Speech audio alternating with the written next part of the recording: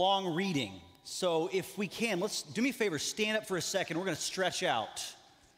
I know, because here's the problem. I'm getting ready to do what's called an exposition dump on you.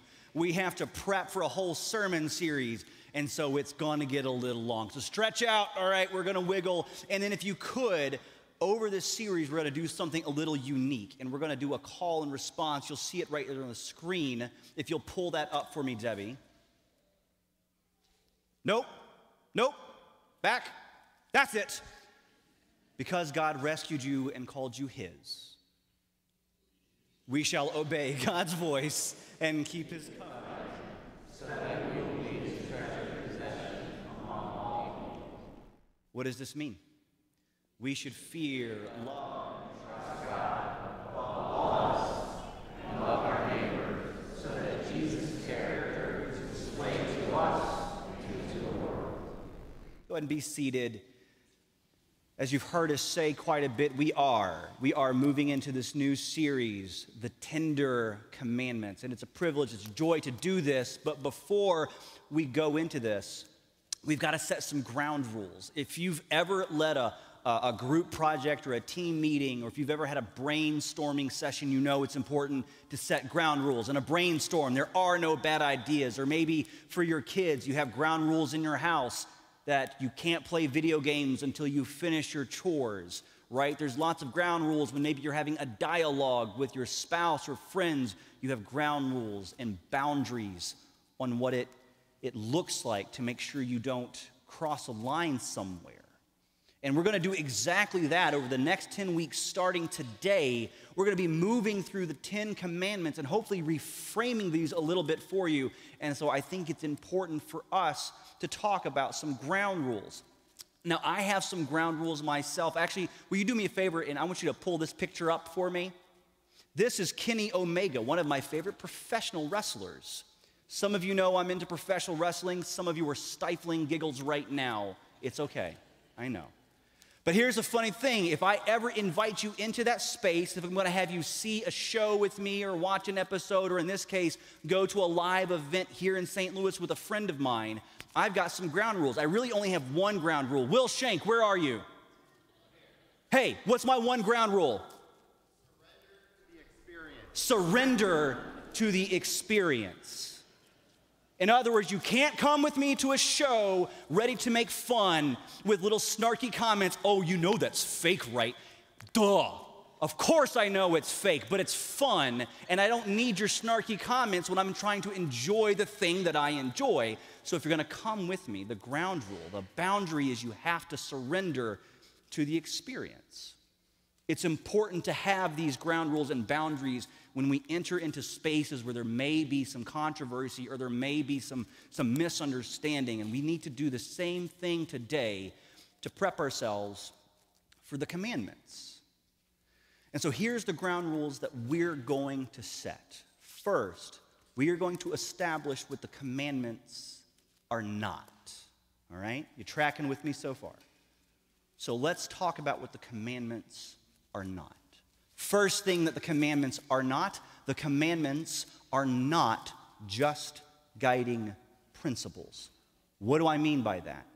In our modern culture, in the way that we talk about the 10 Commandments, we often treat them like they're these sort of self-evident, abstract ideas that are just good for guiding our community and our lives. We put them in the same camp as the Golden Rule, in the same camp as the democratic process, or the same camp of a phrase like life, liberty, and the pursuit of happiness. These just sort of self-evident good things. Oh yeah, the 10 Commandments, thou shalt not murder. These are just good things that just exist out of nowhere. But no, I need to establish this with you right now, that when we talk about the 10 Commandments, they are not just guiding principles that exist on their own and apart from any other thing. The other thing that I want to tell you about and make sure we know today is that the commandments are not a list of God's do's and don'ts.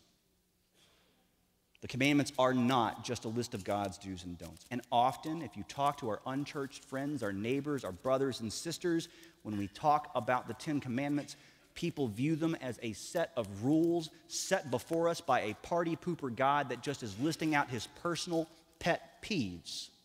that feels unrelated and disconnected from our modern lives. And I think many of you have experienced that, haven't you? Oh, the Bible's just a bunch of rules that I'm supposed to follow that have no proper meaning for me today. But they're not that.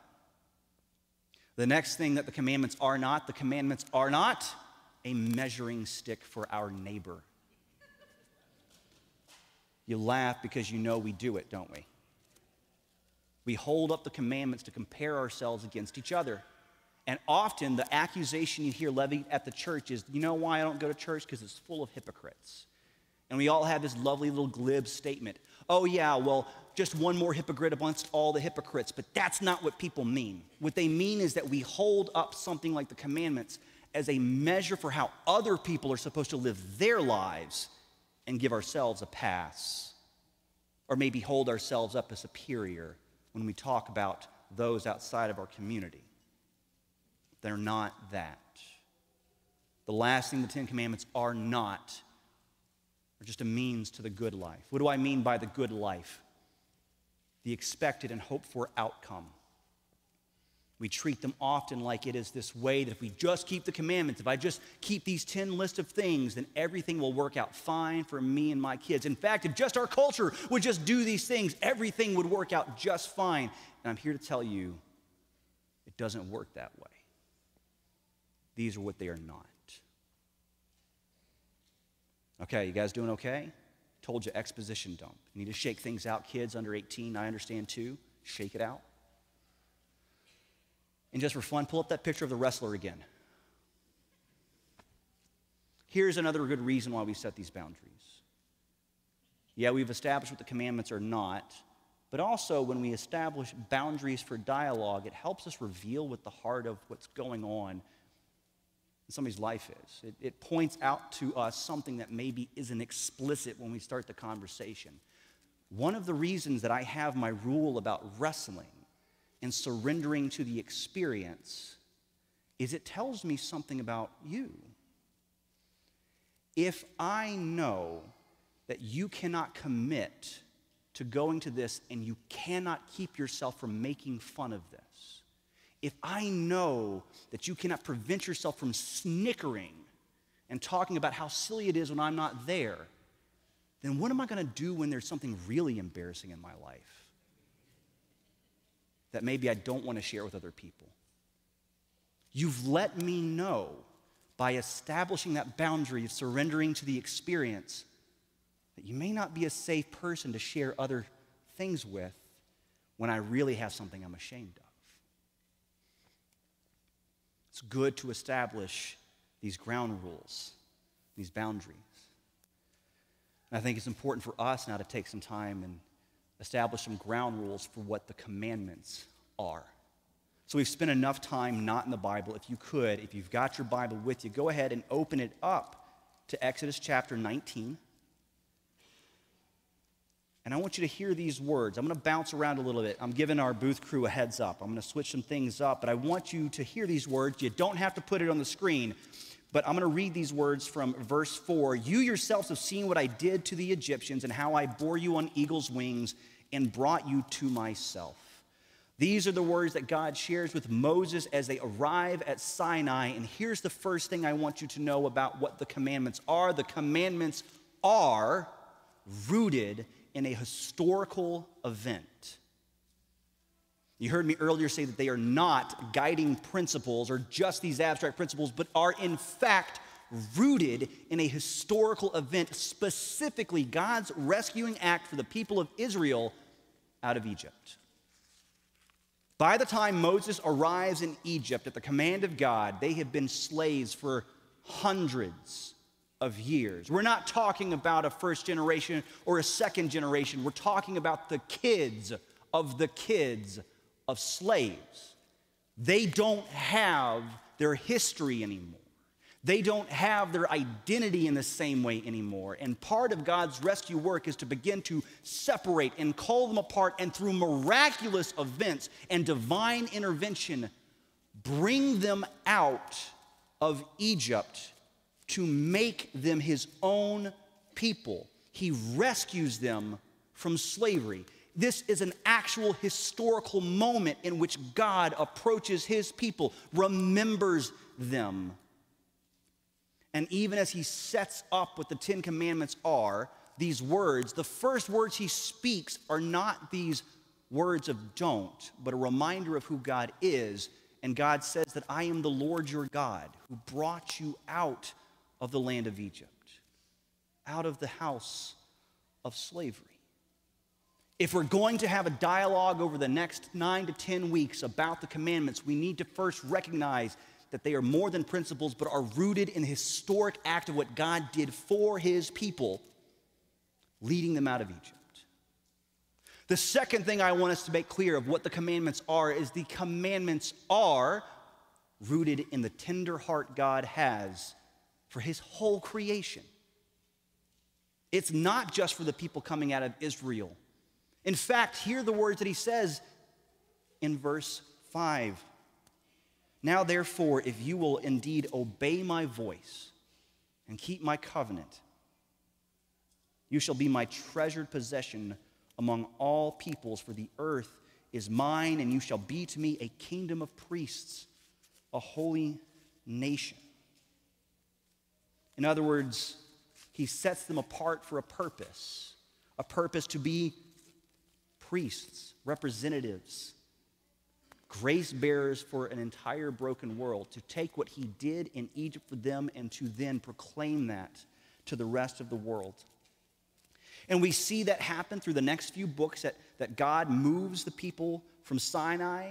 We have this moment in Leviticus where he establishes the tabernacle, and they move into the desert, and they are being shaped and formed, and they are dying off, so that way Egypt dies off with them, with the hope, with the purpose of bringing them into a land that they could be this kingdom of priests.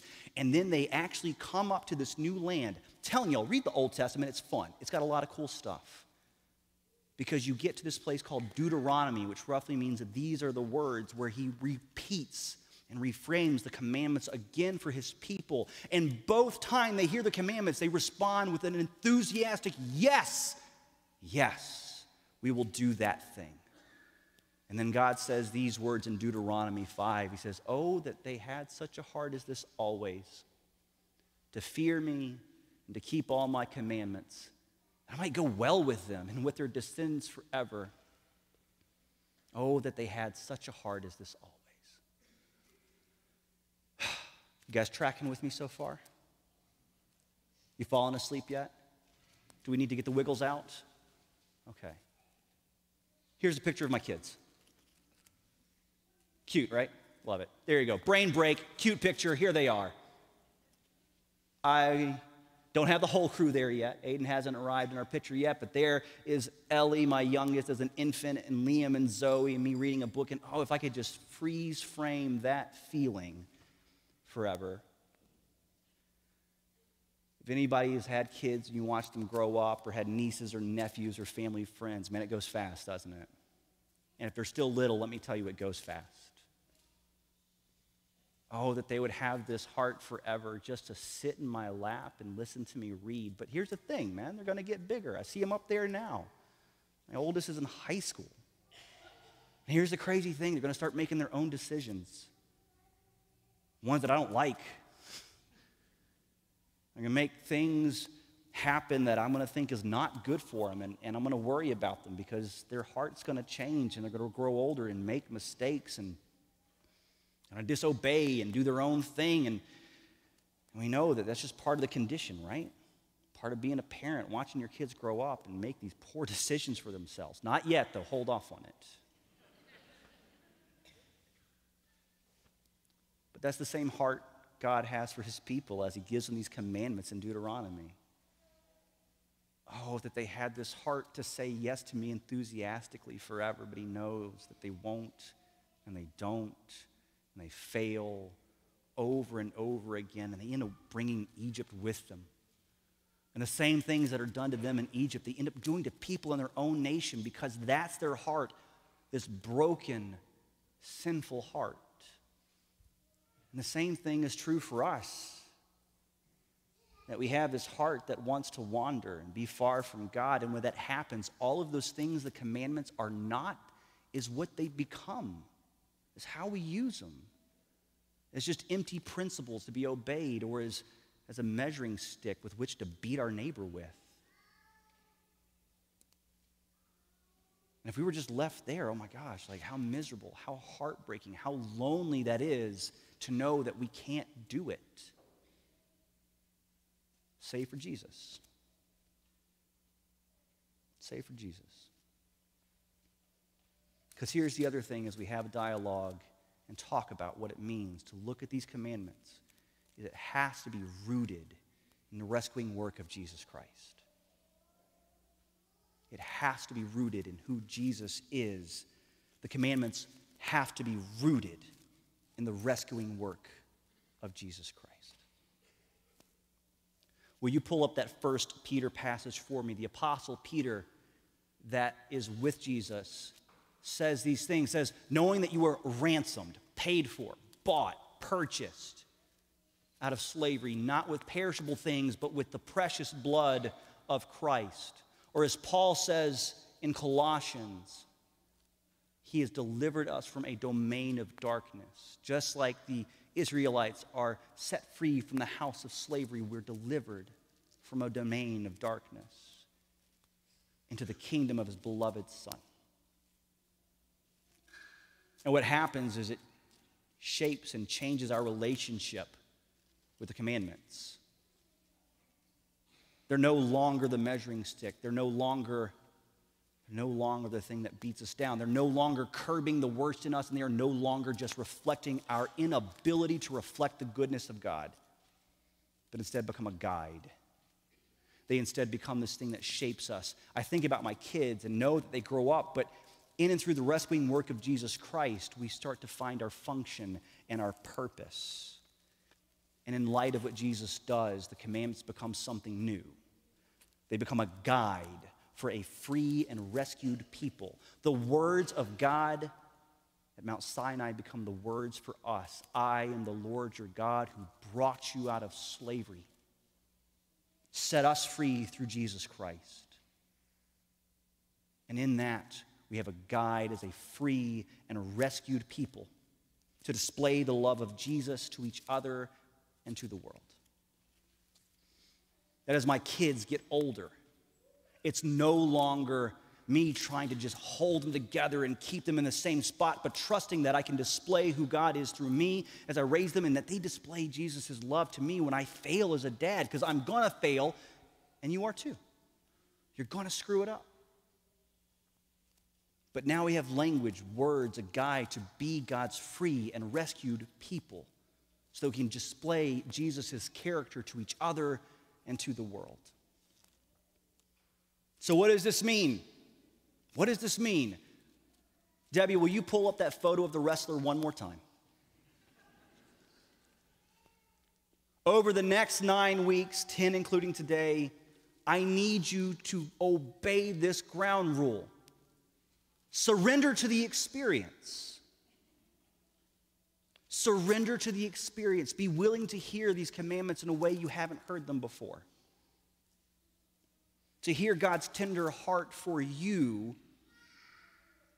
through Jesus Christ as we look at what it means to not steal, to not commit adultery, to not murder, and see how it changes through those that are free and rescued by Jesus Christ. We said that call and response at the beginning of this message, and I could hear the voice. Nobody likes the word obey.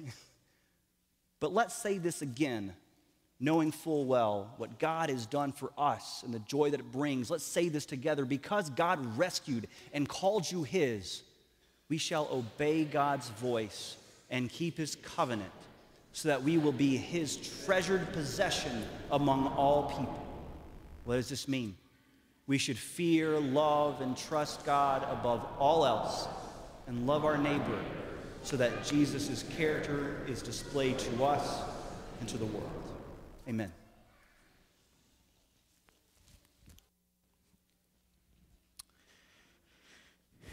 In our prayers today, we're going to be lifting